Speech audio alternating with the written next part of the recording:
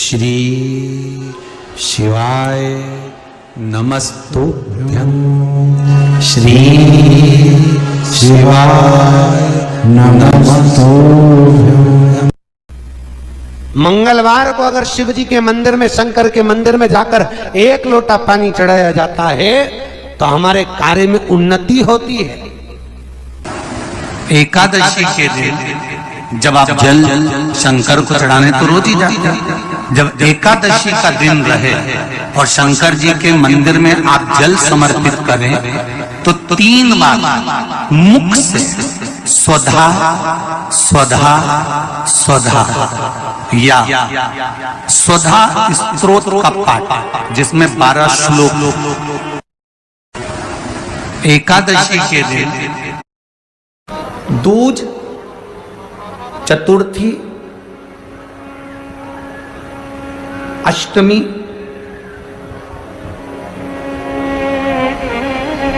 दशमी, एकादशी, प्रदोष, शिवरात्रि, ये तिथियां ऐसी तिथियां हैं जिन तिथियों पर अगर भूलवश भी श्राद्ध पक्ष की दूज, चतुर्थी, अष्टमी, दशमी, एकादशी, प्रदोष, शिवरात्रि, ये श्राद्ध पक्ष की वो तिथियां हैं जिन तिथियों पर अगर गौ माता को एक चुल्लू पानी भी अगर पिला दिया जाता है तो हमारे पूर्वजों को तर्पण और तिलांजलि की जरूरत नहीं पड़ती, वो तर जाता है। श्राद्ध पक्ष की ये तिथियां आप भी बोलिए कौन कौन सी?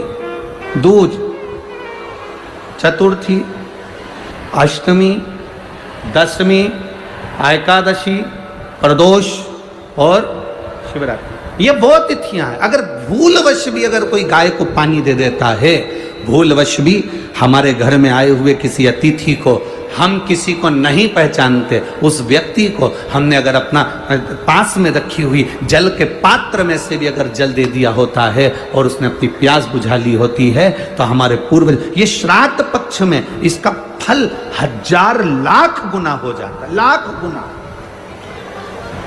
1000 लाख गुना इसका फल श्राद्ध पक्ष में। बहुत सुंदर संवाद है, ध्यान दीजिएगा। जिसके घर में कमाने वाले 2-4 हैं, पैसा तो आ रहा है पर घर में टिक नहीं रहा, डॉक्टर में, पुलिस में, एक्सीडेंट आदि में, कहीं गलत जगह पर व्यसन में अगर पैसा जा रहा है, जुए में, मांसाहार, मदिरा पान, या कहीं आया पैसा आने में कमी नहीं, आ रहा है पर टिक नहीं रहा, रुक नहीं रहा। कोई मांगने आ गया, दे दिया, फिर वहां से अपने पास नहीं आ रहा, अपन कह रहे हैं भैया हमारा पैसा लौटा दो, नहीं आ रहा। तो महाराज शिव महापुराण की कथा कहती है एकादशी के दिन गंगा के जल में मात्र 7 बेलपत्री डालकर जो नंदीश्वर भगवान अर्थात जो शंकर जी के शिवलिंग के सामने नंदी होता है, उस नंदी के चरण पर गंगा का जल चढ़ाकर बेलपत्री शिव पर समर्पित कर देता है, उसके घर में रुपया रुकना चालू हो जाता है, फिर वो गलत जगह पर नहीं जाता, गलत स्थान पर वो धन जाएगा ही नहीं। बेटा अगर व्यसन में पड़ा हुआ है, मदिरा पान में पड़ा हुआ है, मांसाहार में, जुए आदि में जा रहा है, तुम्हें लग रहा है कि मेरा बेटा गलत मार्ग पर जा रहा है, ये मित्र दोस्ती गलत हो रही है, वो सही जगह पर आ जाए। करना है एकादशी। घर में रोग बढ़ने पर करना क्या चाहिए? तो शिव महापुराण की कथा कहती है पार्वती जी की जो नानी जी, क्या नाम है जरा जम के बोले? स्वधा।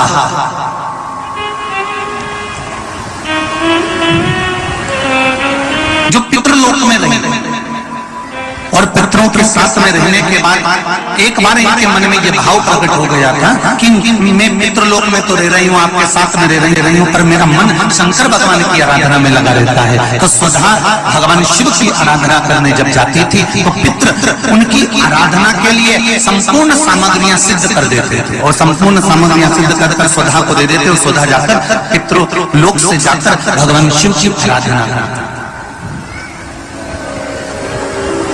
पहले की अगर आपने कथा सुन रखी होगी टीवी के माध्यम से, आस्था के माध्यम से, या फेसबुक यूट्यूब के माध्यम से, तो आपको कहा था शंकर भगवान को जल चढ़ाने से 3 दोष समाप्त हो जाते हैं।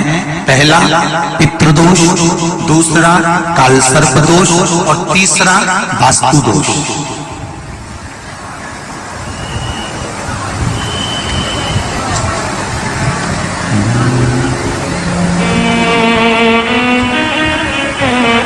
भगवान शंकर को जल चढ़ाने से 3 दोष मिट जाते। पहला है पितृदोष।